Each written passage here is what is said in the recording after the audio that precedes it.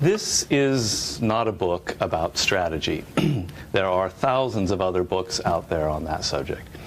This is a book about military strategy, a very particular form of knowledge, of philosophy, that I believe has incredible relevance to any conflict and to all kinds of situations that we encounter in everyday life.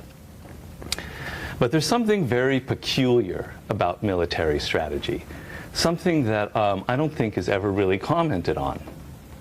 And what I mean is the following.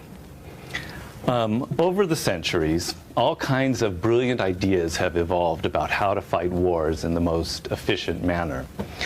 And these ideas have been collected to form a kind of body of military knowledge.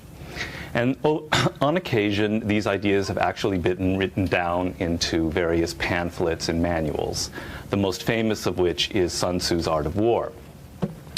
But this knowledge was never studied in universities, and these books were never read by the public at large.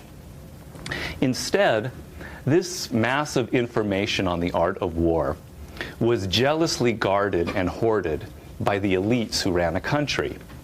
So, for instance, a king or ruler of a country would have a copy of Sun Tzu's Art of War. He would keep it by his bedside.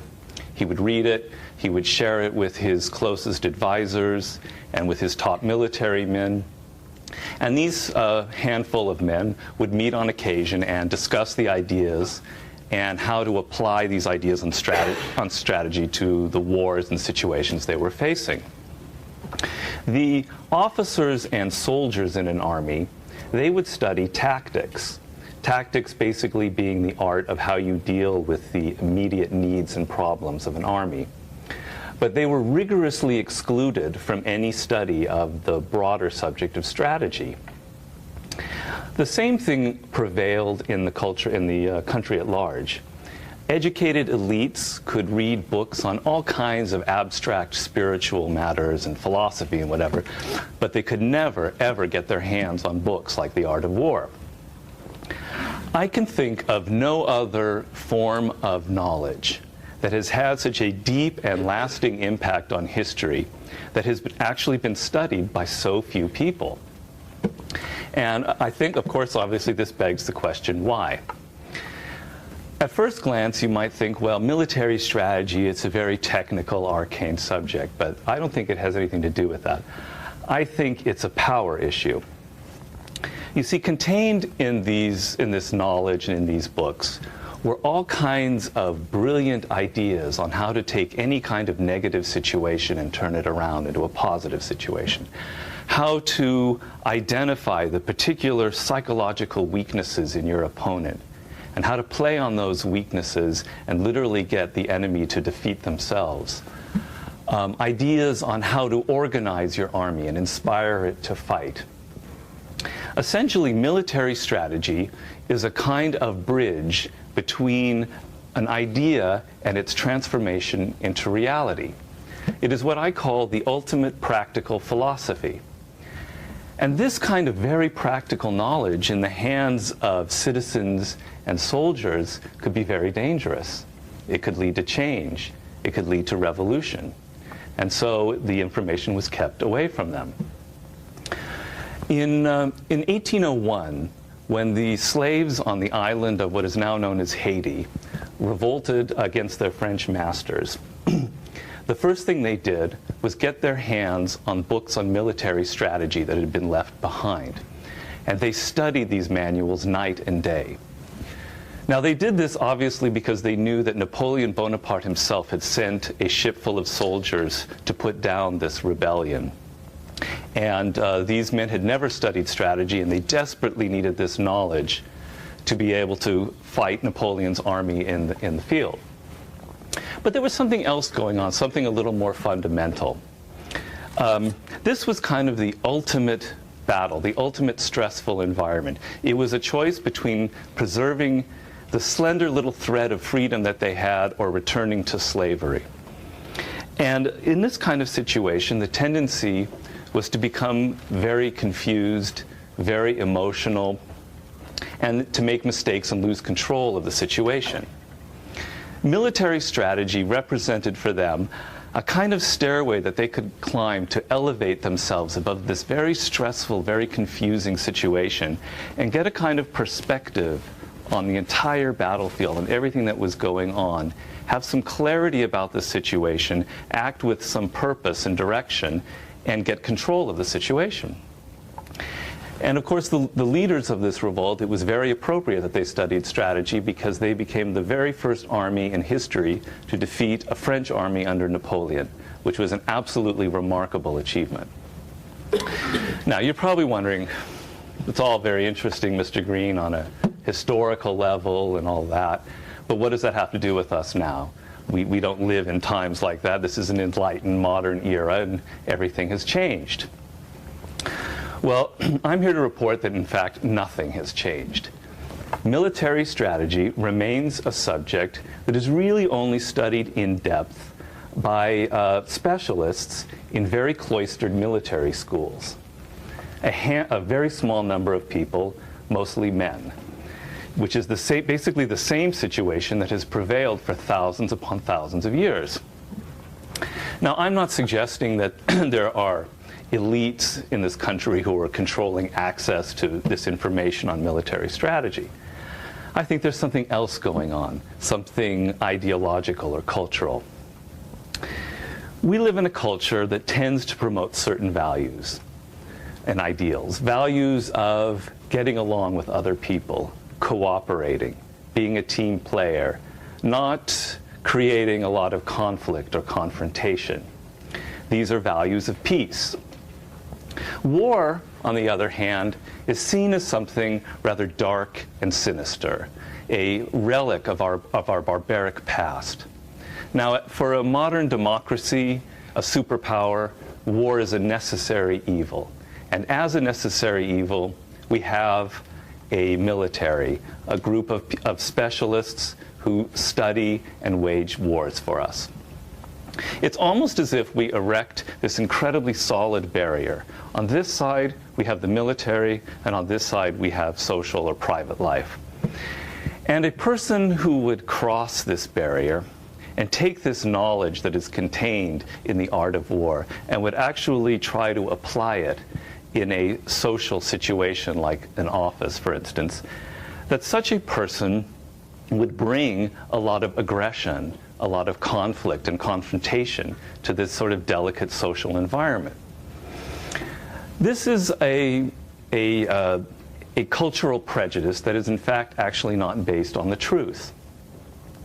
2,500 years ago, the great Chinese strategist Sun Tzu defined the art of war in a way that I think will never be surpassed. He said, the art of war is to win with the minimum bloodshed and the minimum violence. That if to win a war you have to shed a lot of blood, you must not fight that war. That that an artist of war tries to get as close to this ideal as possible. So in fact, a person who is steeped in the art of war knows how to resolve a conflict in a sane and rational manner. A person steeped in the art of war knows how to avoid petty entanglements, how to choose his or her battles very carefully. A person who knows the art of war actually creates less conflict around him or her, less resistance, and less problems. Now, at the same time that there is this kind of cultural prejudice that I'm talking about against war, there is something else going on the ground. The reality that we are dealing with day to day is very different. There's a very big disconnect. I think we would all agree that compared to the lives of our parents and grandparents, the world that we inhabit is much more competitive, is even a lot nastier than anything they ever knew. Society has splintered into all sorts of groups. We have all of these wars, these business wars, culture wars, internet wars, political wars. Excuse me. What happens in a lot of groups is that people no longer have such strong ties to the company, to the nation, or to whatever group that they belong to. People inevitably, in this very competitive environment, think first and foremost, about themselves, about their own agendas, their own interests. And at times this clashes with the interests of the group. When you spread this out over the globe and you have millions upon millions of people who are now having a hunger for power and control over their lives and of their destinies, you create an unprecedented moment in history where a lot of people are creating power struggles in environments like a company that never existed before. Something like office politics, for instance, is a completely new phenomenon. We don't even realize that 40 years ago there was no such thing, that this is a new word. In addition, because this is a culture that frowns upon overt aggression, a lot of people revert to a kind of passive aggression to get what they want. They become very sly and very manipulative. They operate like sort of guerrilla warriors in a social environment. So when you add all of this up, you add the newness of this phenomenon, you add the confusion of all these different battles going on in our lives, and you add the subtlety with which a lot of people now fight, you have a very dangerous kind of, a very difficult environment for us to navigate. And what tends to happen to people when they are facing a situation where there are a lot of battles coming at them in many different directions is that we all tend to become very tactical. Tactics in this sense means we do the best that we can to deal with the immediate problems that are happening around us. We are reacting to what people are giving us. And I call this basically tactical hell. Once you get into tactical hell, and you're constantly reacting to what people are doing around you, it's extremely difficult to get out of it. You get locked into this mode. We could benefit immensely, now more than ever. We could get incredible benefit from this, from a kind of mental transformation where we could get our minds above all of this confusion and all of this battle going on and have a kind of heightened perspective of what is going on around us and have that kind of clarity and direction that precisely military strategy is designed to provide.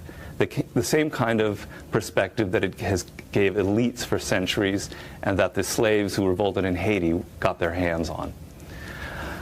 My book is an attempt to liberate military strategy from this prison that it has inhabited for thousands of years and to release it out to each and every one so that you can do with it what you want, so that you can become your own master strategist. My discussion of war in this sense, it is not a moral issue. It is not a question of what I'm doing is good or evil. It is a power issue. Will people who have traditionally been excluded from this kind of information, let's say women, let's say minorities, will they suddenly now have more access to this information, or will they not?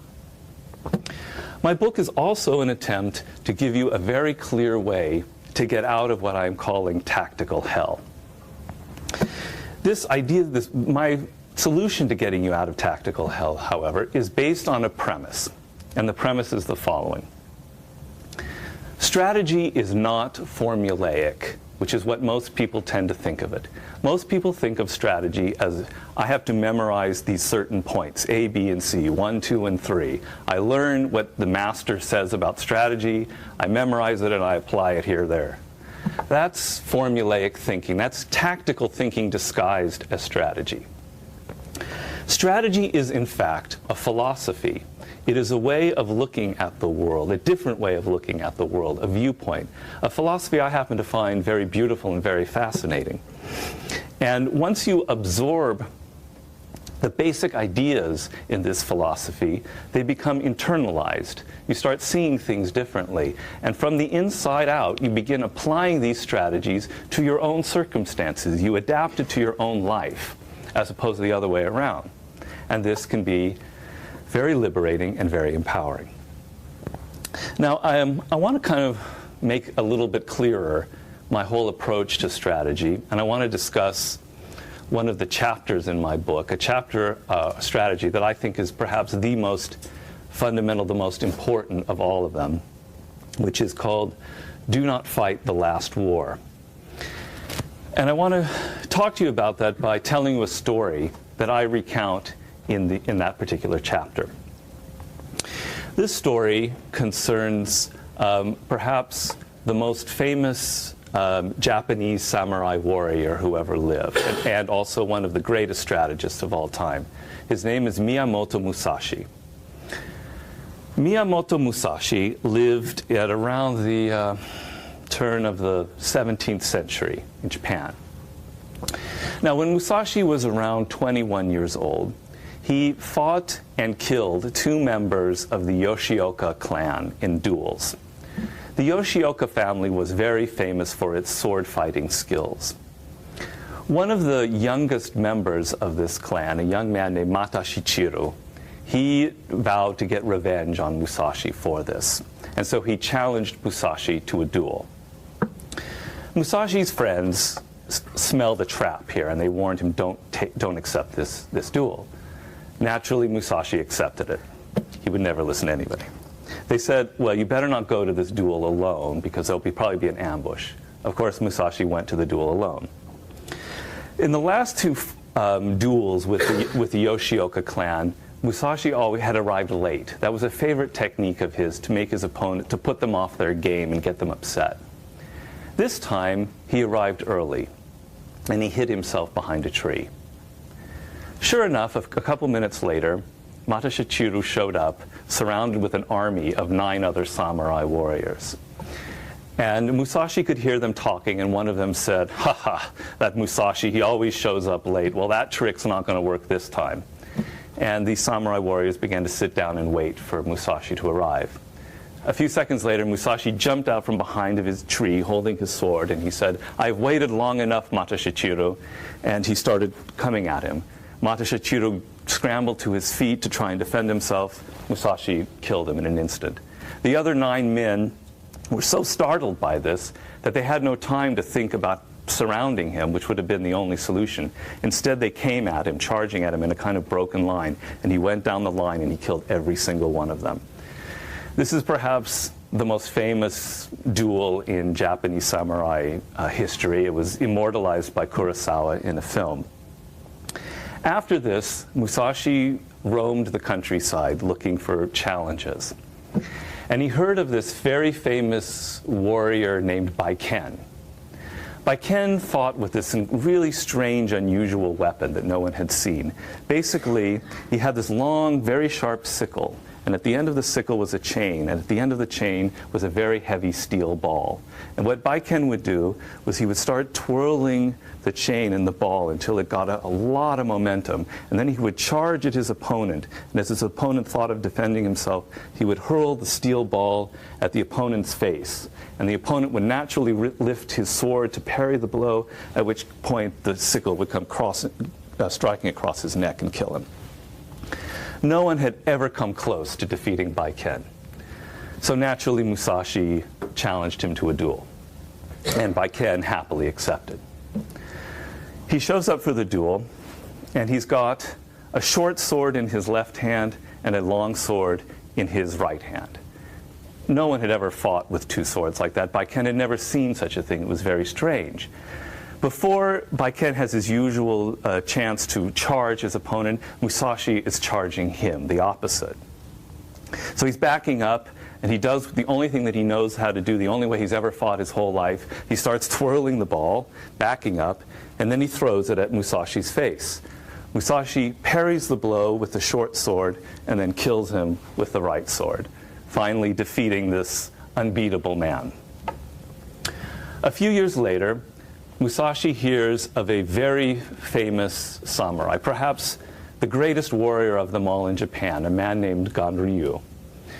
Ganryu is not only a brilliant fighter and a very powerful man, he possesses the longest sword anyone has ever seen.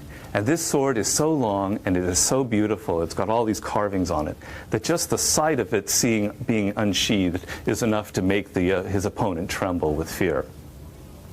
Musashi naturally challenges Ganryu to a duel, and Ganryu accepts. The duel is to take place on a very small island near Ganryu's home at about 8 in the morning. Gonryo arrives at 8 in the morning, and the island is packed with spectators. This is the equivalent of Ali versus Frazier, the two greatest samurais of the time. Of course, Gonryo is waiting, no Musashi. It's 9 a.m., no Musashi. It's 10 a.m., he's still not there. He's pacing the island, furious, determined to just not only kill him, but rip him to shreds.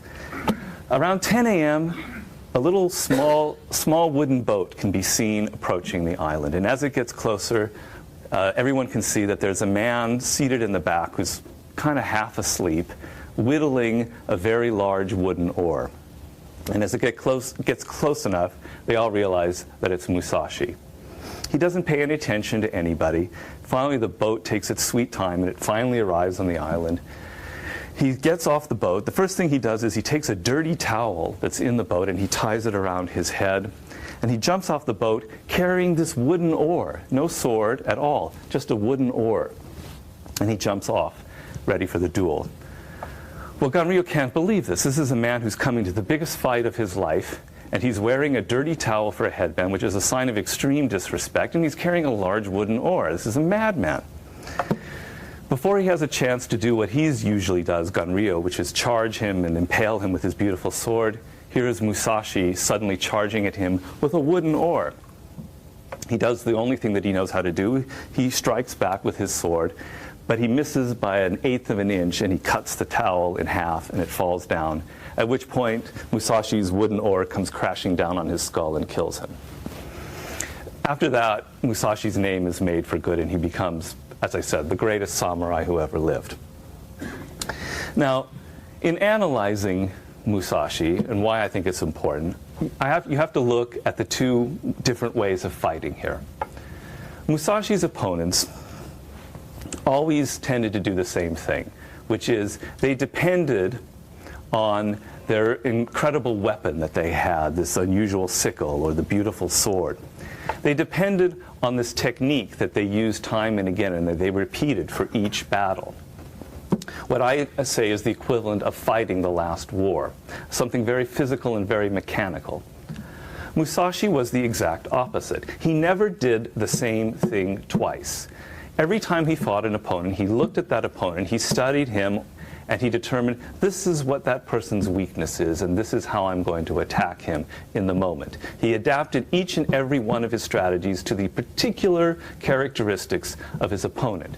You expected him to arrive late, he arrived early. You expected him to have one sword, he had two.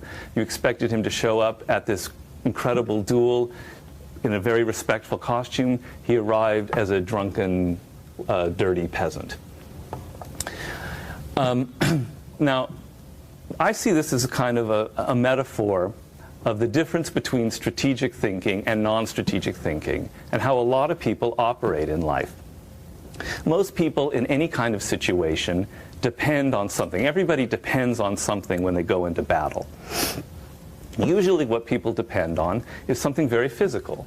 They depend on the fact that they have more money than the other side. They depend on the fact that they have more friends, more power, more influence, that their company is larger, whatever it is. They depend on physical, mechanical things. A person who uses strategy does not depend on physical, mechanical things. A person who depends on strategy depends on his creativity, his or her creativity in the moment.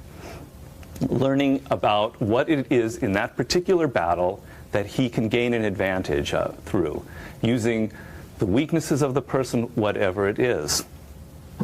Sun Tzu wrote that, excuse me, he wrote that in every battle is won or lost before it is ever fought. And basically what he meant was, something is going on in the mind, the strategy itself, that is either right or wrong. And by the time you arrive for battle, you've either won or you've either lost. But the battle he's referring to is the battle in your mind. If your mind is filled with all kinds of ideas from the past, if you repeat the same formulas that you've used again and again, you have already lost the war. If, on the other hand, you try this other approach and you ground yourself in this idea of do not fight the last war, which I maintain is the foundation of all solid strategic thinking, you have already won the war before it even happens. Now, I want to switch gears here a little bit, go in a slightly different direction. I mentioned earlier that I talked about tactical hell.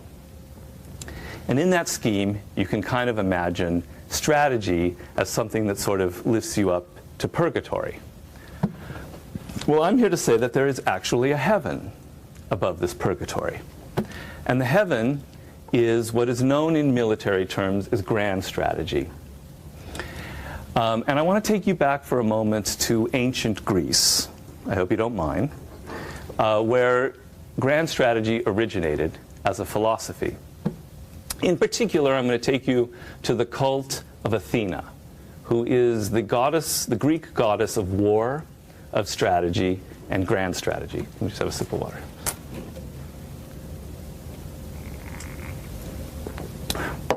Now, in ancient Greece, when a carpenter was about to build a house, or an architect was about to design a temple, or a navigator was about to cross the sea, or a politician was about to run for office, all of these men or women would go hunt out or find a temple to Athena, and they would go there and they would pray. When Alexander the Great crossed the Hellespont to begin his conquering of the Persian Empire, the first thing he did was dedicate his arms to Athena and build a beautiful temple in her honor and go to that temple and pray to her night and day. Now, what these men were praying for, or women, what they were praying for was not some kind of superstitious luck or that she would intervene in their affairs. What they were praying for was that Athena's spirit would suddenly inhabit them, and they would build a house with a solid foundation. They would cross the sea successfully. They would win the election or the war. To understand the spirit of Athena, however, you have to understand a little bit about her lineage. Athena's mother was the goddess Metis, probably the baddest goddess of them all. Metis had the power to change into any shape that she wanted. And she was also the cleverest of all the immortals. Now, Zeus was another god who had ambitions to become the chief god on Mount Olympus, but he couldn't possibly become the chief god as long as Metis was around. But Zeus was a very clever man, so what he did was, one night he seduced Metis and then got her to marry him. And then a few weeks into the marriage, he started challenging her about her powers to change into different shapes. He said, I bet you can't change into a lion. And sure enough, she changed into a lion, and she roared. He feigned being afraid. And then he said, well, I bet you can't change your shape into a drop of water. Sure enough, she changed into a drop of water, at which point he grabbed up the drop of water and swallowed it. In one fell swoop, Zeus had gotten rid of his main rival, and he incorporated her powers and her cleverness into himself. But he didn't realize at the time that Metis was actually pregnant with a child. And so one night, Zeus heard this terrible noise in his ears and this clanging in his head, and he had a horrible headache. And all of a sudden, the baby goddess Athena was born from his forehead, wearing full body armor and clanging her sword and yelling out a war cry. So obviously with this lineage, Athena became the Greek goddess of war. But there was another god of war on the scene. The other god of war on the scene was Ares, her half-brother. He was also the son of Zeus. Ares was a different kind of god of war. Ares loved warfare. He loved the violence, the aggression, the chance to just kill. And he loved the glory that would come from killing. Athena hated warfare. What Athena liked was winning. She decided, though, that to win, being aggressive and fighting wasn't the answer. What was the answer was to be smart and intelligent. The animal that is associated with the goddess Athena is the owl. And the owl is a symbol of wisdom. An owl perches itself on the limb of a tree, and it has the capacity to turn its head around in all directions. It also has the most powerful vision of all the birds. It can simply see farther and wider than any other creature. Like an owl, whenever there was any kind of battle, Athena would not rush into the battle like Ares would. Instead, she would step back from the situation, and she would look at everything going on around her. She would look deeper into the past, further into the future. She would see far and wide everything that was going on around her. She didn't have the powers of her mother to change into shape. Her mind had the power to change into different shapes. She had an incredibly fluid and dynamic mind. She could make her mind go with whatever was around it and sort of see every circumstance. So when you combine this ability of hers to see more of everything that was going on around her in her very dynamic mind, she was very powerful. And so in this way, she was considered the goddess of strategy. Now in the Iliad, Ares and Athena do battle on many occasions, and each and every time Athena beats the living hell out of him. And Ares goes crying up to Zeus on Mount Olympus, whining about his sister Athena. It is Athena who inspires the idea of the Trojan horse. One little stratagem that ends 9 years of futile, endless, Ares-like bloodshed. Just one little clever idea. Now, to the ancient Greeks, all human beings are part Ares and part Athena. The Ares part of us is our animal nature. It is our tendency to react to the most immediate thing around us and to get very emotional. Athena represents our consciousness, our rationality, what makes us superior to other animals. The Ares part of our nature tends to always dominate.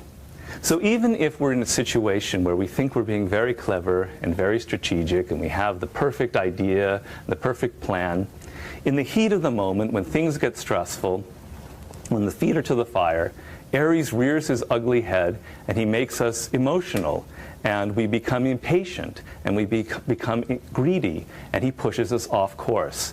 And we build a house that's very flashy but has a terrible foundation, or we don't cross the sea successfully, or we lose the war, we lose the election. So when these men and women went to a temple to pray to the goddess Athena, what they were praying for was that her spirit would come and vanquish this very ugly Ares part of their nature. And that with her spirit, they would have this calmness and that detachment that she always brought to people in times of stress, in times of battle. That they would have her ability to see more of what was going on around them than their opponents. That they would literally take in more around them. And that they would have her very fluid and dynamic mental powers as well. All of this is what I refer to and is known as grand strategy. Grand strategy is a military term that refers to a very particular way of thinking. Most often in any kind of situation, when we are facing an opponent of any size, we tend to look at what is most immediate around us. It's human nature. Battle is a very visceral affair. And because of that, we tend to react to what is most in front of us. And even though we might plan and strategize, when our vision is locked in on that immediate battle, we lose something. And what grand strategy is simply this. You move away from the battlefield from a moment, and you force yourself to detach and to actually try and see more of what is going on around you than when you saw it before. You avoid the temptation of reacting and of looking at the actual physical components of your opponent. You force yourself, for instance, to look deeper into history, about the history of the conflict. You think further into the future. You consider, instead of the usual thing in warfare, you think of politics, and you think of culture, and you think of the social aspect of the battle. You take in everything. You take in as much as you can. And by thinking and planning in this way, you create what is known as a campaign. Most people fight in terms of battles and their immediate battles. The idea in grand strategy, as I talk in my chapter, is you lose battles but win the war. You think in terms of several years down the line of what your ultimate goal is, and you craft a very powerful, a very rational campaign. The icon of grand strategy is Alexander the Great himself, probably the first grand strategist of all. Alexander the Great was a man who prayed most fervently to the spirit of Athena. When Alexander the Great crossed into Persia to take on the Persian Empire, he had an army of about 40,000 men, and he was about to take on an army of 750,000 men, seemingly impossible odds. But what Alexander the Great did, instead of rushing into battle and fighting the Persians, which is what almost any other general would have done, he didn't fight them at all. He worked very carefully to understand Persian culture and Persian politics. He went from city to city, winning them over politically, introducing them to a new kind of world, which was the Alexandrian Empire, creating a new culture. He did this for several years, and he had essentially won over a huge chunk of the Persian Empire without ever fighting a single battle. By the time he finally met the Persians in battle, he had already absorbed their entire empire. They had nothing to depend on. They had no economy. They had nothing left. And then he simply defeated them in battle. This is the idea of grand strategy. When I've looked at all of the greatest strategists in history, your Napoleons, your Hannibal, your Queen Elizabeth I, your Abraham Lincolns, I determined that all of them possessed this grand strategic spirit in abundance. This was actually the source of their success, not necessarily their knowledge of strategy, but that the fact that they had this power of vision. Now, I believe that this is a power that lies dormant in each and every one of you. It's not a question of praying to Athena anymore, although you can do that if you want. It's more a question of doing a simple process. Whenever you're about to enter into a battle, and there is an important decision to make, or there is a crisis going on, instead of rushing forward as we normally would do, you take a step back. This is literally what Napoleon would do before any of his large battles. And you completely reassess your strategy. You tell yourself, my ideas are probably very limited because I have not been looking at the whole situation. You tear up your strategy and you think in these terms. You think, if I had actually enacted what I had planned to enact, how would this probably lead to some kind of disaster? You think in larger terms about what could be the consequences of this strategy that you've come to think is brilliant. You tear it up and you just determine that you're going to think about something else. And you force yourself literally to take in more of the environment around you. You think of more deeply about the social circumstances of this battle, something that's extremely important and was the key to Napoleonic warfare. You determine to take more of the cultural circumstances. You look more deeply at your enemy. You look through your enemy's eyes and see how they are seeing you. And with this heightened perspective, you then hit upon a completely new strategy that has so much more vision and so much more fluidity to it that you will naturally hit upon a grand strategic decision. Now, while I was writing this book, there was a war that was being planned and waged in Iraq. And it was very interesting to follow this war as I was writing the book, because I saw it as a confirmation of everything that I was thinking and everything that I was writing, and in fact what I'm talking about tonight or today. So I want to kind of very briefly look at the Iraq War and how I see it, or how I was analyzing it. But I want to do that by kind of going inside the mind of the person who planned this war and executed it. Go inside the strategery, if you will, of President Bush. Now, most people, when they look at the Iraq War, when they look at the Iraq War, they think of the Iraq War, and they begin there. I went further back in time. I looked at the Desert Storm experience. Now, if you know anything about George W., he's a man who has a kind of almost Freudian or Oedipal obsession with his father. He will not repeat any of the mistakes that his father did. He is determined to go in a completely new direction. And obviously the greatest mistake that his father ever made was supposedly not finishing the Iraq War, not getting rid of Saddam Hussein. So well before the Iraq War was ever an issue, George W. Bush had this idea that he wanted to be the one who would right this wrong of his father, that he would be the one to get rid of Saddam Hussein. Okay, the next thing that happens, obviously, is the 9/11 attack.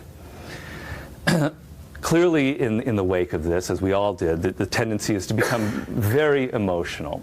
And for the president, obviously, there was a sense of America being shown as weak and vulnerable, a desire to show that America wasn't weak, that we are strong, and even an unconscious desire to get revenge of some sort. Now, with dealing with an enemy that is so vaporous, like Al-Qaeda, it's hard to pinpoint exactly who to attack.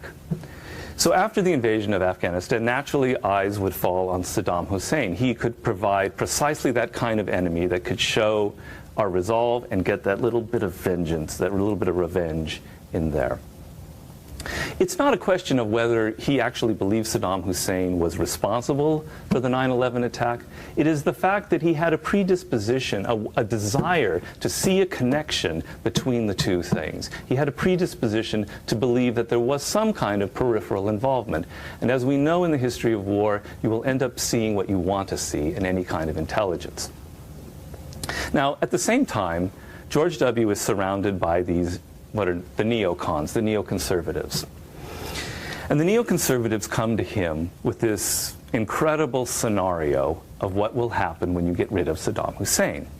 This scenario is democracy is now anchored in Iraq, in the Middle East, the first time. This kind of new democracy suddenly spreads like a virus to Iran, to Syria, to Saudi Arabia. Suddenly the area experiences incredible stability. Oil interests are now secure. Israel is no longer threatened, on and on and on. Kind of a reverse domino effect.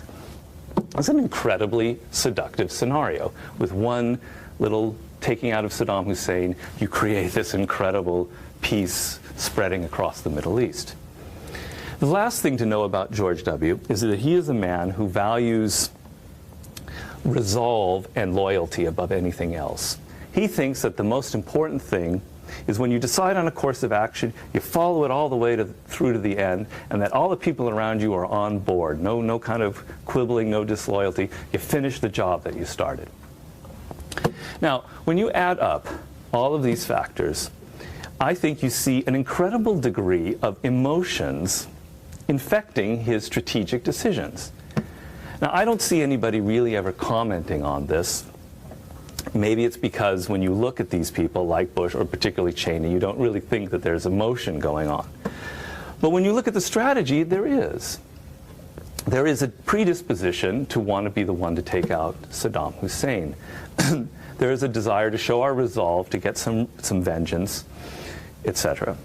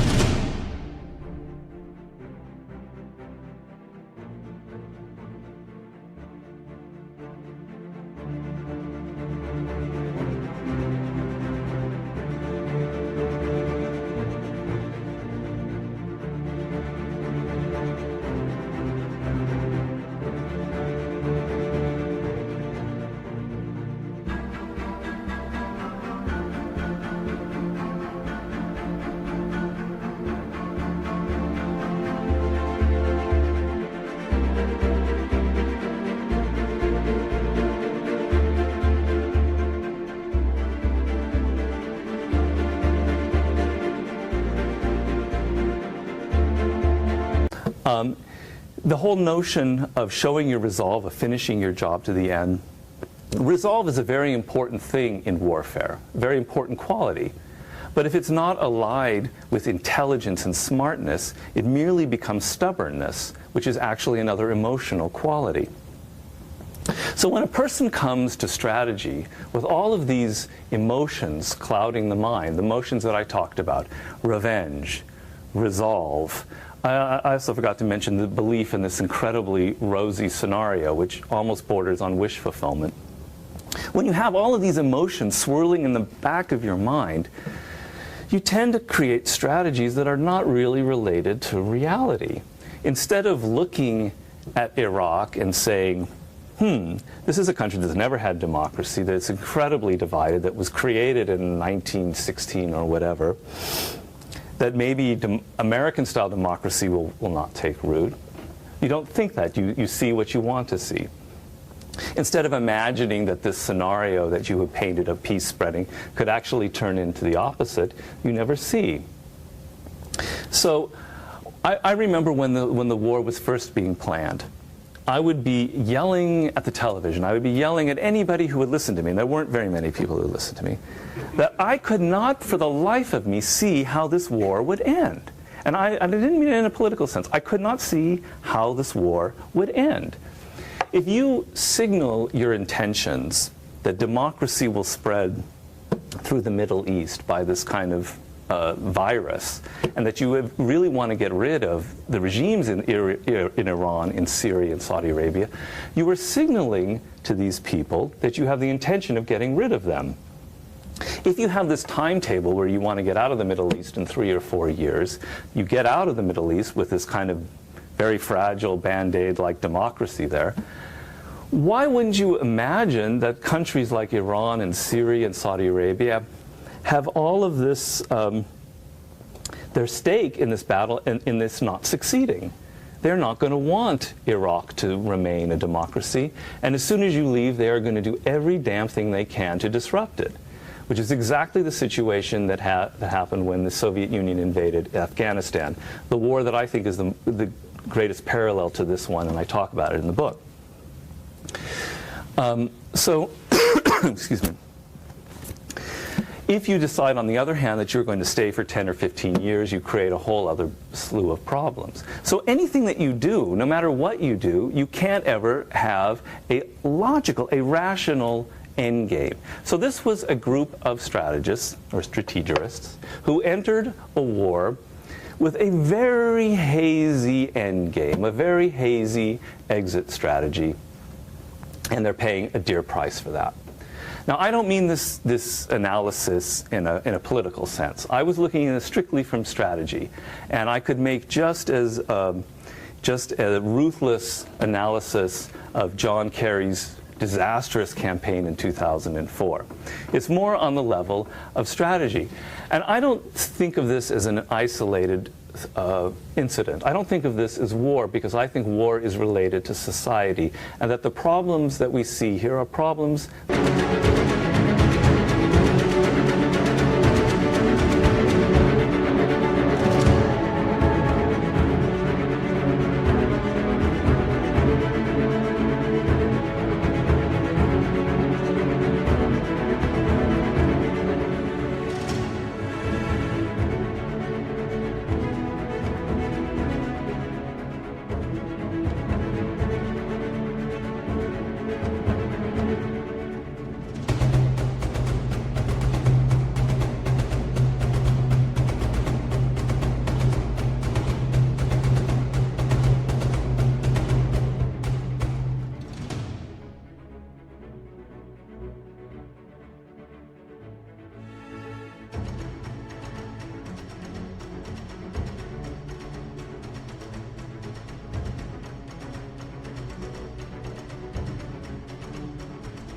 that go deeper, that are even social.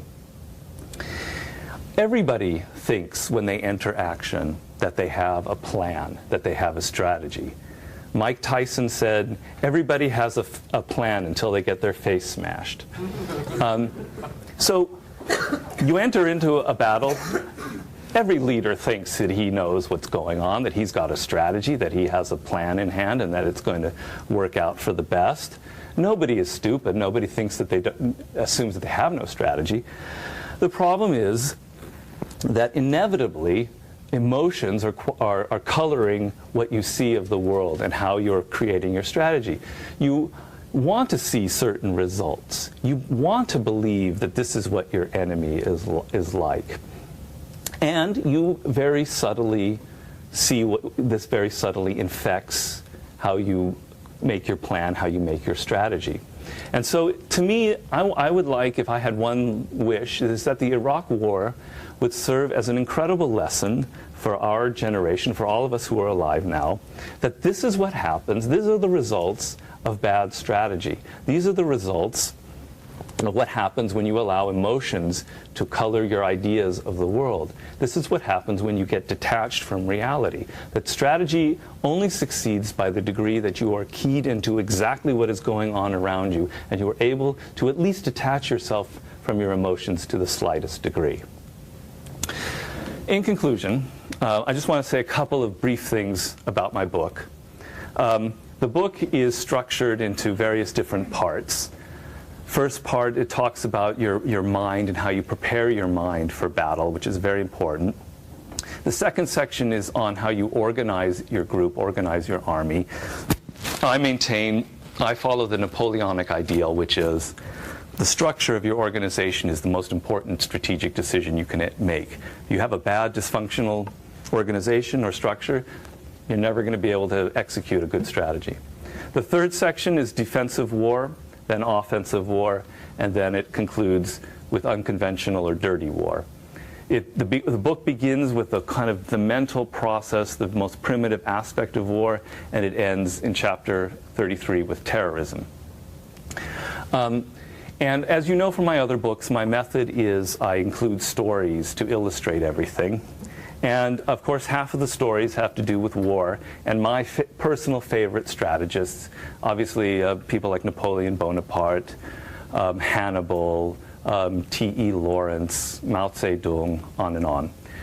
The other half, though, I have stories that take place in daily life, in social, what I call social warfare.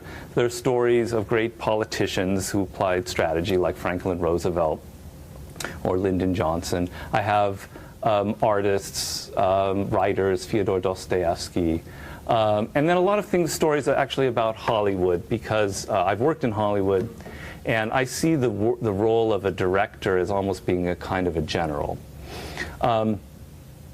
And of course, I've tried to loosen up the stranglehold that men and masculinity has on war, because it is a very male-oriented environment, and I try and include as many stories as I can of women who I see as great strategists, such as Queen Elizabeth I, but also actresses like Mae West. I know that's kind of counterintuitive to have Mae West in a war book, but she was actually a brilliant strategist. So in conclusion, I'd just like to say one thing. If there's one thing that you could take away from this book, it would be that in any kind of battle, it is not, in the end, the physical that will prevail. It's not the money, the influence you have, the power that you might possess. What always will prevail in any kind of conflict is the strategy, is the creativity, and the mental aspect that you bring to the battle. You can lose everything that you have. You can lose your money, your influence, your power, but if you know the art of war, you will prevail in every conflict. That's basically what I wanted to say. And I'm really hoping I get some questions. Thank you. Thank you. Yes? A couple questions. Sure. Based upon your analysis of the Gulf War, and it seems to me that, a lot of times one of the mistakes that all of us tend to make is that we tend to ascribe the motivations to either the people we're analyzing or to opponents that we basically have ourselves. Yes. And I think it's kind of I don't know if it's exactly accurate to think that the reason that we, and I base this on talking to people who are involved in the situation. I think it's simplistic, and a simplistic analysis to think that decisions at that level are made, based upon emotions. Like, I will agree that we went into Iraq, and this is obviously a known factor, that one of the reasons we went into Iraq was to set an example, as you would say. But I think that it was a logical and rather than an emotional decision to decide that perhaps when you need to make an example of something like that, you do it for a good reason, for the example, for deterrence. Well, maybe you misunderstood me. I'm not saying that emotions drove us into Iraq. What I was saying is emotions colored our strategy. So you begin with a logical idea, which is deterrence against terrorists. An idea that Israel, for example, has used to great effect. You begin with ideas that are very rational and very logical, and on the surface they look logical. But what I'm saying is these supposedly very rational and logical ideas are very much infected with all kinds of emotions. And you can see it in the fact, if there's any book I could ever recommend you read, and I haven't, I had to do this in a rather glib manner, but please read a book called The Assassin's Gate, which came out about 3 months ago about the Iraq War, a brilliant book.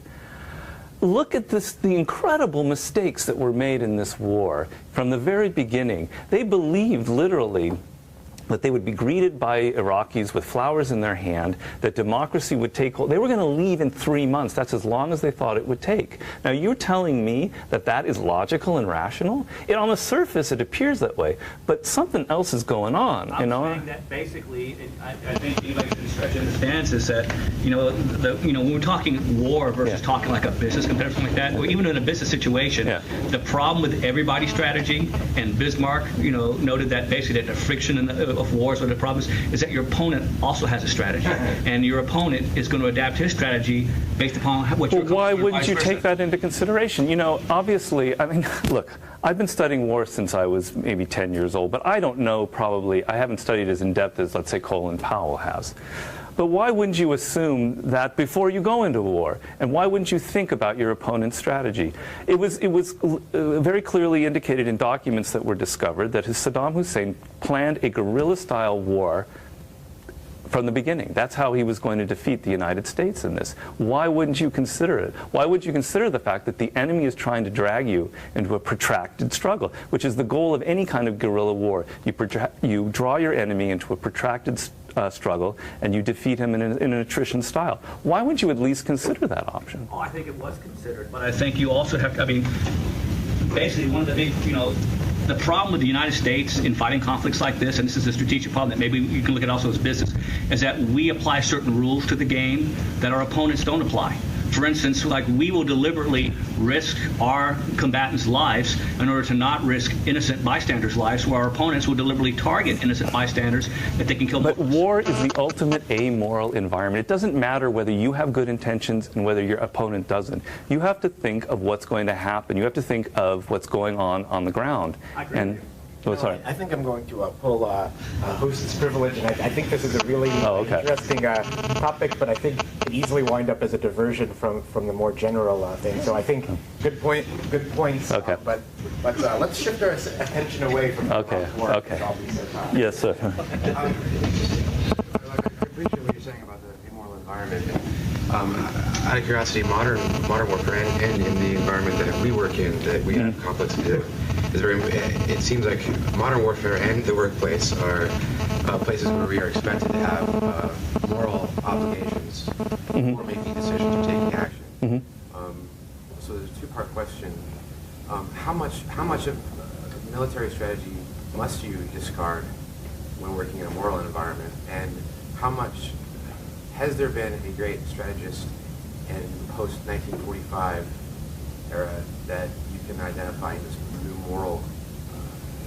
Well, it's a really good question. And obviously, if your aggressive or your military tactics are causing all kinds of problems in the office, but I told you that the art of war is winning with minimum bloodshed and minimum violence. So you're trying to resolve conflicts in a sane way.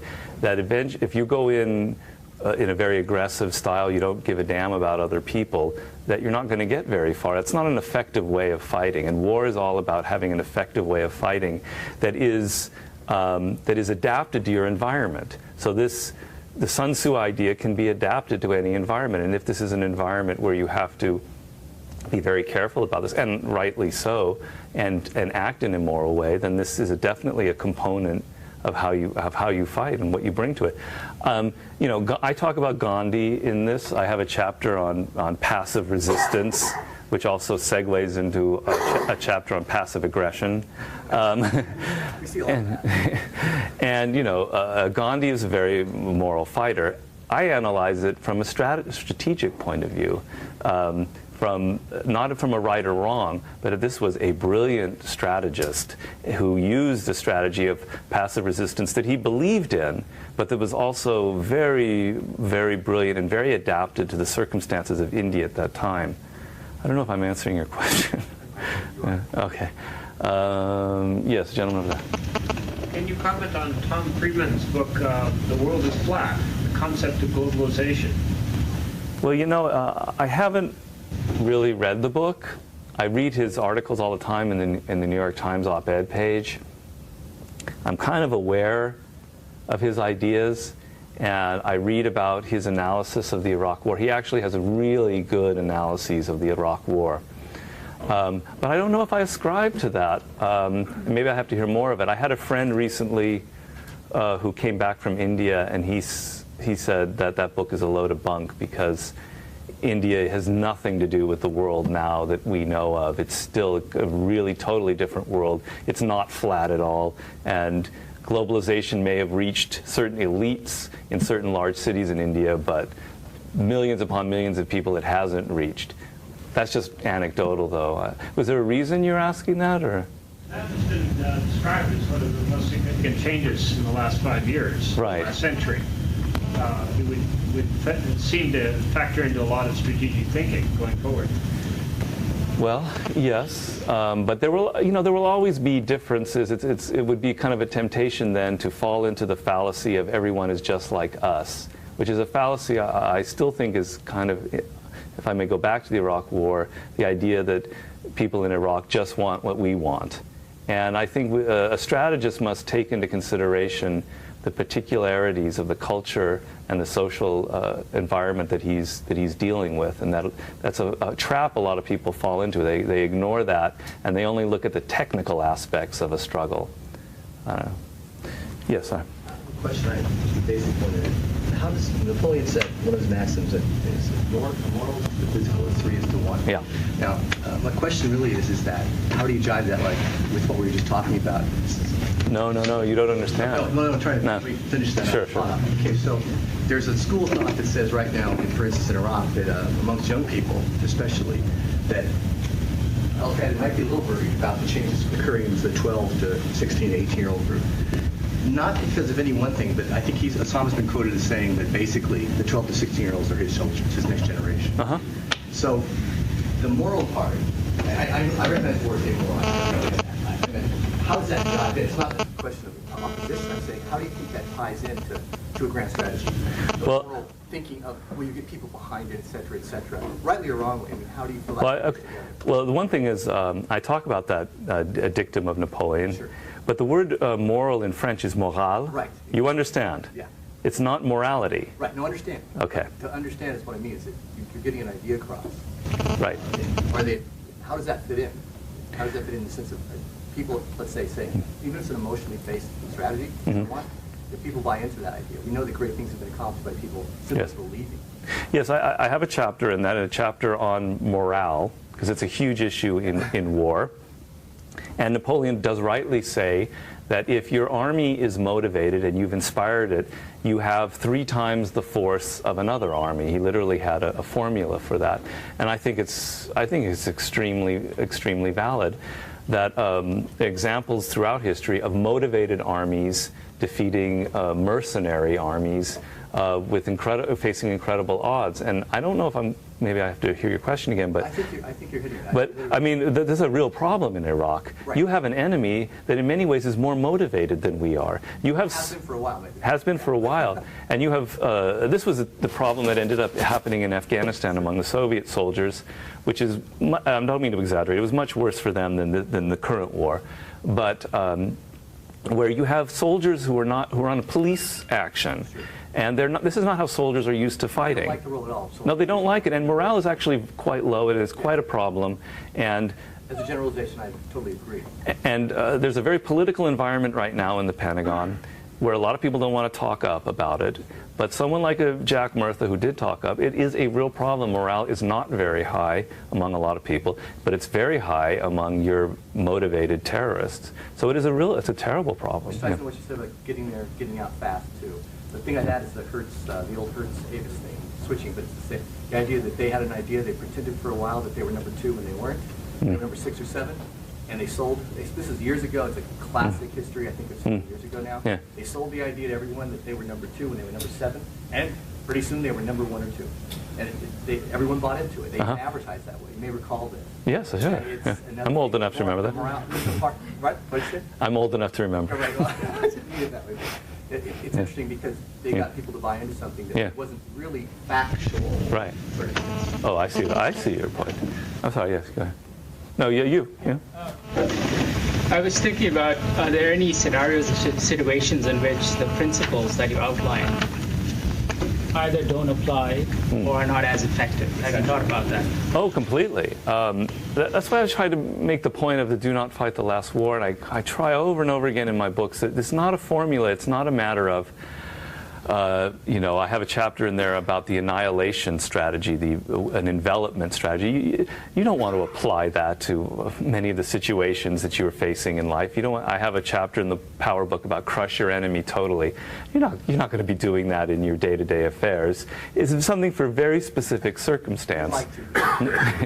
And so the. I was not referring to those. I was referring to the kind of mover point that you made, which is thinking about situations in the moment, yes, and thinking about it from different perspectives, yes, and trying to interpret things in new and fresh ways. Yes, but I'm sorry, I don't follow what your question is. So my question is are there any situations in which you would not do that? Oh, what do you mean the do not fight the last war approach, where you're very alive to what is going on, very fluid? I don't know. I mean, I kind of trying to make the point that is the foundation of any solid strategy that you're. Really, literally, strategy to me can be boiled down to how close your mind gets to reality. The closer your mind gets to reality, the better your strategy. If you exist in your little bubble in your head with your own ideas, your strategy will misfire unless you have great luck. And so to be realistic, you have to meld your mind with exactly what is going on around you. That doesn't mean that you're just the fluid person that only does what's in the moment. Please don't misunderstand me. I have a chapter in here about planning, which I consider the secret to Napoleon's success in warfare. This was a man that planned to an incredible degree. He planned in incredible detail, and then once he hit upon a plan, he made sure that the plan had all kinds of looseness within it so he can go in different directions. I'm not saying you just all be free-flowing and just go with the moment. That's not strategy. That's part of strategy, I guess. Yes, Velena. I've read both your 48 Laws of Power and your Art of Seduction books, and they were excellent. The examples were always ones that had happened a lot through historical times. I was wondering if you could take an example from this book or one of those two books, and how you would apply one of the concepts there to your own life as someone who's, instead of trying to defeat enemies in the battlefield, but someone who's trying to get published or sell books. Wow. I never get asked about my own life. I don't think I'm ready for that. Well, as a writer, life is very different because you're not in a group, you're by yourself a lot, and your access to the world is only through like 3 or 4 people, like your agent, your editor. So it's very, very cloistered and very unusual. But yeah, I'm having to apply strategy all the time. I have a partner, as you know, on my book, a man named Joost Elfers, who's the designer and all that. And sometimes it can be a little bit contentious. Sometimes I'm wondering whether he maybe is taking a little too large of a cut. It's just between you and I. And I have to calm myself down, and it's always a struggle to not get emotional and to say, this is business. And if I get emotional and get upset, it's going to have consequences that I don't want. And so I always sort of find a way to not let that influence very important decisions in my life. I guess if that could answer that in any way. But I'm not someone going around being Machiavellian with every person I meet, kind of thing. Yes? Is that fair to say that strategy were kept out of the hands of civilians? Because Sun Tzu had 6 different Japanese editions 1,000 years ago. Yes, but who was reading those Japanese editions? Who wanted to? No. I mean, Japan had a very separate caste of warriors and samurai fighters. A merchant wouldn't be reading those books, or a common citizen. I could be wrong. Maybe Japan is a special circumstance, but what I was thinking of, the main point is somebody in China, a citizen or a peasant or someone who wasn't in the elites, they had no access to that book. The Art of War was never printed and published until recent times, okay? It was on bamboo sheets. In fact, they lost it for a long time, and the only way people knew about it was word of mouth, and some general would comment on what he heard, and that would get written down. So there was no book, Art of War, that people were passing around and reading. I guess that's what I'm trying to say. So one more question? Mm-hmm. Touching on Pratt, just briefly, you can argue that no matter how things go on the ground, that it was a successful war if public perception says that we're being decisive and active. With that in mind, can you think of any historical strategic example where there has been a decisive defeat on the ground, and yet in some broader sense, the war was won decisively, where it was successful? I don't follow that. North Vietnam. Wait, maybe I have to understand the question. A war where what happened? Where the military operation failed, and yet in some broader sense, the war succeeded. Well, he just said it, the Tet Offensive. Yep. The Tet Offensive, which I analyzed in there, was probably one of the most brilliant bits of strategy in military time. I think the Vietnam War, for instance, is unbelievable laboratory of ideas, because you take a country that had communications and technology that was basically from the 19th century, and they beat the butts out of the Americans and the French. Now, that's brilliant to me. But the Tet Offensive is one of the cleverest and most brilliant strategies, and basically, the Tet Offensive was kind of suicide. They, all of the Viet Cong that they had been gathering for years, these secret North Vietnamese sympathizers in the South, were suddenly out in the open and were attacking places like Saigon, like the Hue, and it was a massacre. The worst massacre, because the Vietnamese strategy was always avoiding battles. This was the first battle that they went into. But they did it on purpose, because they knew at the time, and we have now documents that show it, that the American support of the war was diminishing to a point that if they showed to Americans at home and watching on television that this was a war that they were not making any progress, that winning that kind of political and cultural type war was far more important than, unfortunately, sacrificing the lives of what ended up being thousands of Viet Cong who were butchered in that. But it ended up, the Tet Offensive was the turning point of the Vietnam War. It caused Lyndon Johnson to not run for president, and it was the beginning of the end. At the peace talks in Paris, the opposition said that the India and operations after that year. Yeah. It had to go in small scale, but it worked. Yeah. Well, I think it was actually serendipitous, because when they actually launched the attack, they actually intended, they thought they would win a big victory, and they didn't. And did you know that the North Vietnamese actually strongly considered suing for peace in 1968? But then they started reading the newspaper accounts and said, Christ, the Americans think they got beat. Well, there's debate on that. There's debate on that. I mean, my take of it was that they were aware of what was going on. And Giap's memoirs say that they were considering suing for peace. And they realized that they had got a strategic victory out of a tactical defeat. But there are also things that Giap talks about where he was aware that this was their strategy, that they were literally aiming. I mean, why would he choose places where all the media was located?